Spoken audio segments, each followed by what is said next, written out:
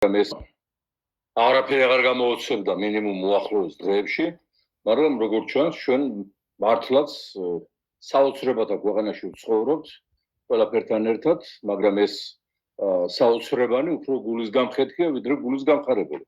რამდენიმე წუთის წინ იცი თქვენ ზვიად გამსახურდიას შვილი გიორგი გამსახურდია, ნაძირლობის სიმბოლო ჯერ შევარდნაძის სპეცრაზში შევიდა და საკუთარ დედას არბევდა და მის მომხრე მომიტინგეებს უსასტიკეს არის სხვათა შორის.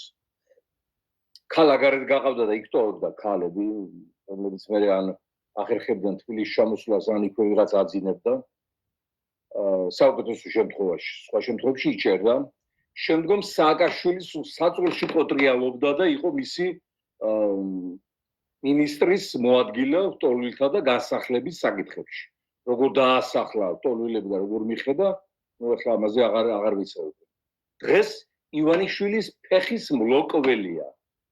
ზვიად გამსახურდია შვილი, დღეს პუტინის სატრაპის, პუტინისგან გამოგზავნილი ჯალათის ფეხის მლოკავი და ხოტბის შემსხმელი. ახლა მეტი სიკვდილი ადამიანის და მშობლის რა უნდა იყოს? ზვიად გამსახურდა, მაშინ კი არ მოკვდა, როცა გარდაიცვალა თუ მოკლეს. არამედ აი ახლა კვდება, აი ესეთი შვილის გადამკითხვა. ხო, რა თქმა უნდა, და სხვათა შორის დროშა ამას შემოატანინეს, მანანას დაჟინებით. დამოუკიდებელი საქართველოს დროშა დამოუკიდებლობის გამოცხადების დღეს პარლამენტის დარბაზში. ჩოხით, შავი ყორანის ბახალასავით შემოიტანა ეს დროშა და შავად წაგვივიდა საქმე.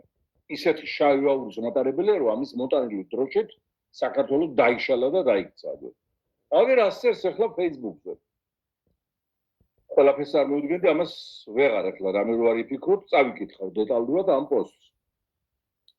განსაკუთრებული მადლობა მინდა გადაუხადო ჩემი ბავშვობის ძმაკაც და თანამებრძოლს, ჩვენ სამოყო მოქალაქეს ბეგი ჯოხარის დუდაევს. ყველა ქართველი პატრიოტის სახელით, უმაგრეს კაცს. დიდია მისი წვლილი, როგორც შარშანი. ასევე წელს მან ქურთების და საქართველოს მტრების დამარცხების საქმეში. მადლობა ჩემო ძმაო და დარწმუნებული ვარ, კიდევ ბევრს გააკეთებ ჩვენი ქვეყნისათვის, წერს გამსახურდია. ანუ გამოდის რა, რომ არბევენ, მშვიდობიან მომიტინგეებს, აწამებენ, თაყვანს უმტრევენ და ძალადობენ და დესპოტობენ დუდაევისგან ჩამოყალილი, ანუ ჩეჩნები ძირითადად აი ამ თელ თავისუფლებისათვის ბრძოლის პროცესში. ახლა ამას რა შეიძლება ეწოდოს, რა შეიძლება დაერქვას? თუ არა ნაძირლობის საკუთარი ხალხის მტრობის მსოფლიო რეკორდი. და საერთოდ ჩვენ სანამ ხალხ-კერპებს არ დავანგრევთ, მანამდე ვერც ქრისტიანები ვიქნები და არც არაფერი გვეშველება.